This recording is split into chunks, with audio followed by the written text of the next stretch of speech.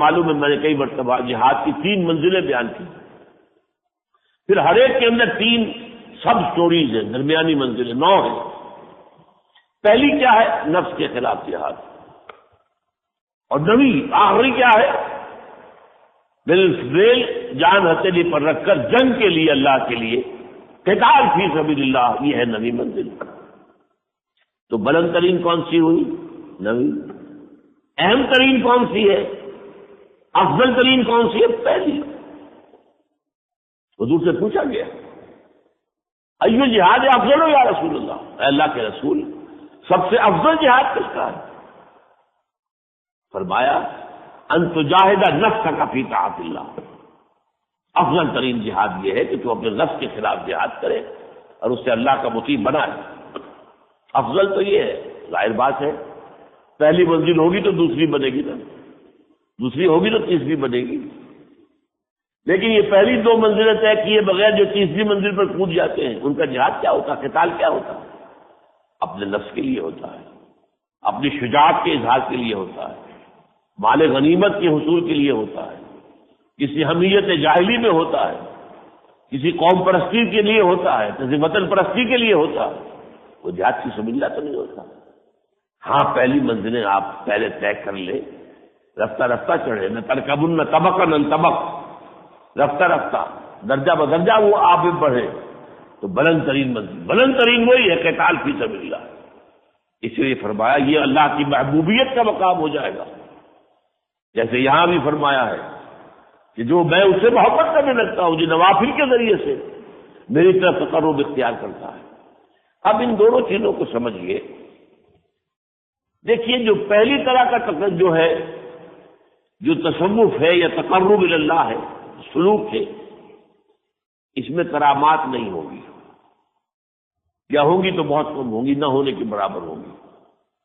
ان کے تذکرے آپ سنیں گے نہیں، صحابہ کرام سے کوئی کرامات زیادہ آپ سنتے ہیں کبھی؟ کرامات اولیاء اور اولیاء کے حالات و واقعات جس طریقے سے ان کی کرامات کا بیان ہوتا ہے، تفصیلات ہوتی ہیں، اگرچہ ان میں مبالغہ ہوتا ہے، ان میں جھوٹی روایات بھی ہیں، لیکن ہم قائل ہیں جیسے رسولوں کے لیے معجزات ایسے ہی اولیاء اللہ کے لیے کرامات۔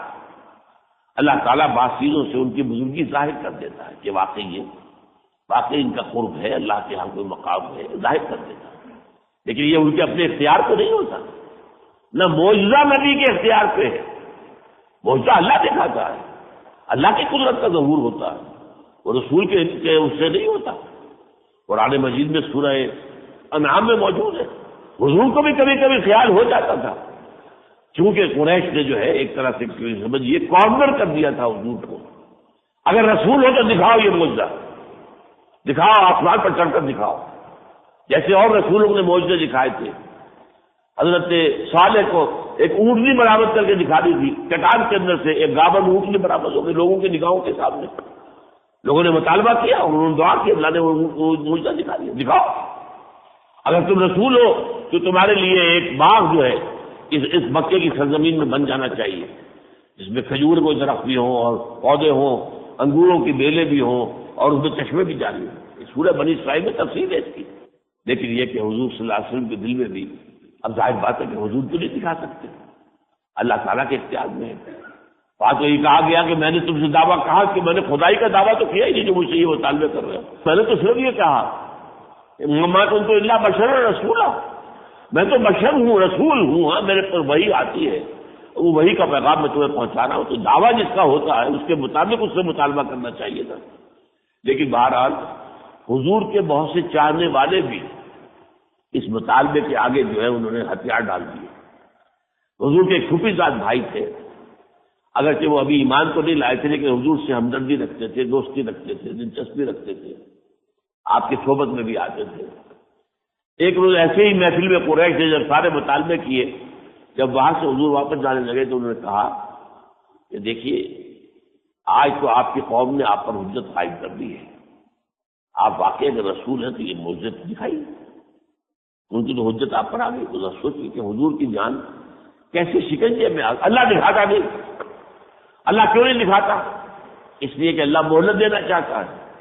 ایسا کھلا معجزہ دکھانے کے بعد قوم کو مہلت نہیں ملتی، پھر بھی ایمان نہ لائے تو برباد، تباہ، ختم۔ اللہ ابھی چاہتا تھا یہ قوم مہلت ملے، اس میں سے اور نکلے، ابھی اور مکھن ان میں سے آئے نکلے، اور اس کے بعد وہ جمعیت فراہم ہو جائے، یہ باطل سے مقابلہ ہو سکے۔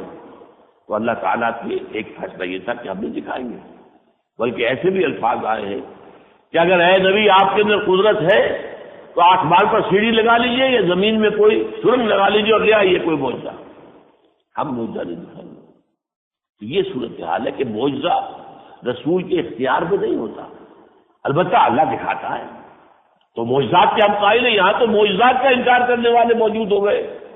سر سید احمد خان نے انکار کیا اور ان کے جو مکتبہ فکر کے لوگ ہیں سب انکار کیے، تو کرامات کو کہاں مانیں گے؟ لیکن ہم مانتے ہیں۔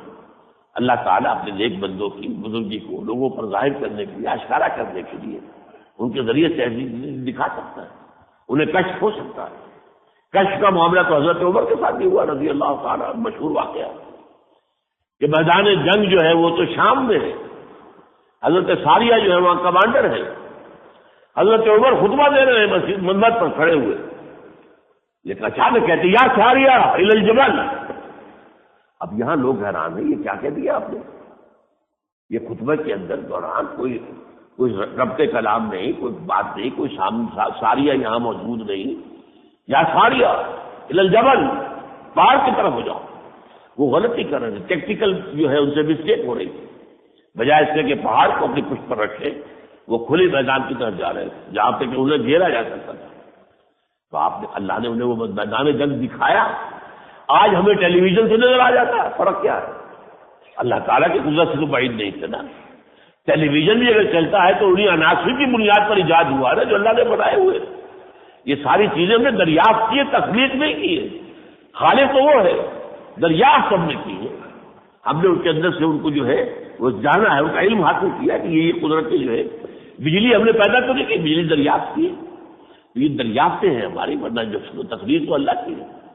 تو اگر ٹیلی ویژن کے ذریعے سے آج ہمیں دکھا سکتا ہے وہ، تو بغیر ٹیلی ویژن کے کیوں نہیں دکھا سکتا تھا حضرت عمر کو رضی اللہ تعالیٰ؟ تو ہوتے ہیں لیکن بہت کم۔ یہ جو ہے اصل میں بالفرائض والا معاملہ، اس میں سب سے بڑا فرق آ جاتا ہے، نماز فرض، روزہ فرض، روزے زکوٰۃ فرض، اللہ تعالیٰ کے دین کو قائم کرنے کی جد و جہد فرض۔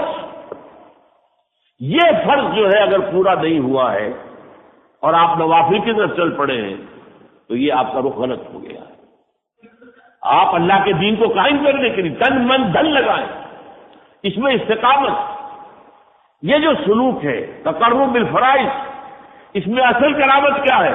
استقامت، کھڑے رہنا، ڈٹے رہنا، مخالفتیں آئے، کوئی بھی تکالیف آئے، مسائل آئے، وہ صبر کرنا، وہ جو فرمایا گیا وَلَنَبْلُوَنَّكُم بِشَيْءٍ مِّنَ الْخَوْفِ وَالْجُوعِ وَنَقْصٍ مِّنَ الْأَمْوَالِ وَالْأَنفُسِ وَالثَّمَرَاتِ وَبَشِّرِ الصَّابِرِينَ۔ یہ سب سے بڑی کرامت ہے، اللہ کی راہ میں جان دے دینا سب سے بڑی کرامت ہے۔ یہ دوسری کرامتیں جو ہے ہمیں صحابہ کے ہاں ان کا تذکرہ نہیں ملتا۔ یہ اصل میں تقرب بالفرائض کا معاملہ تھا۔ ہاں جب دین قائم ہو گیا، نظام خلافت قائم ہو گیا، شریعت خداوندی نافذ ہو گئی، اب ٹھیک ہے، اب فرض کا وہ معاملہ ادا ہو گیا۔ اب تو یہ ہے کہ ریاست کے ذمہ ہے، حکومت کے ذمہ ہے، وہ اگر کہیں مانگتی ہے مطالبہ آتا 10,000 آدمی چاہیے فلاں محاذ کے لیے، اور اگر 10,000 نکل گئے تو باقی کی طرف سے فرض کفایہ ادا ہو گیا۔ ہر ایک کے اوپر اب فرض نہیں رہا، لیکن جب تک وہ نظام خلافت قائم نہیں ہوا ہر ایک پر فرض ہے۔ یہ فرض عین ہے، یہ فرض کفایہ نہیں ہے۔ کفایہ تو تبھی ہوگا جب قائم ہو جائے، کفایت کر جائے اس درجے تک کہ نظام قائم ہو جائے۔ جب قائم ہو گیا اب یہ فرض کفایہ ہے۔ آیا ہے محاذ جنگ سے مطالبہ، حضرت ابو عبیدہ بن الجراح جو ہے منگا رہے ہیں کہ اتنے 1000 آدمی چاہیے فوری طور پر۔ اب مدینے میں اعلان ہو گیا، اب نکل آئے ہیں، اس کے بعد باقی اپنے گھر میں سوئیں، اب وہ نوافل پڑھیں، ادا کریں، روزے رکھیں، علمی کام میں لگے رہے، تو وہ کوئی بھی کرے، روحانی جو ہے مشقتیں کرے تو ٹھیک ہے۔ اس کا البتہ یہ ہے کہ پھر اس کا درجہ بڑھتے بڑھتے بڑھتے بڑھتے یہاں تک پہنچ جاتا ہے نوافل کا کہ پھر اس سے کرامات کا صدور ہوتا ہے۔ یہ کرامات کا صدور ہی ہے جسے اللہ کہہ رہا ہے کہ میں اس کی آنکھیں بن جاتا ہوں جسے وہ دیکھتا ہے۔ یہ حضرت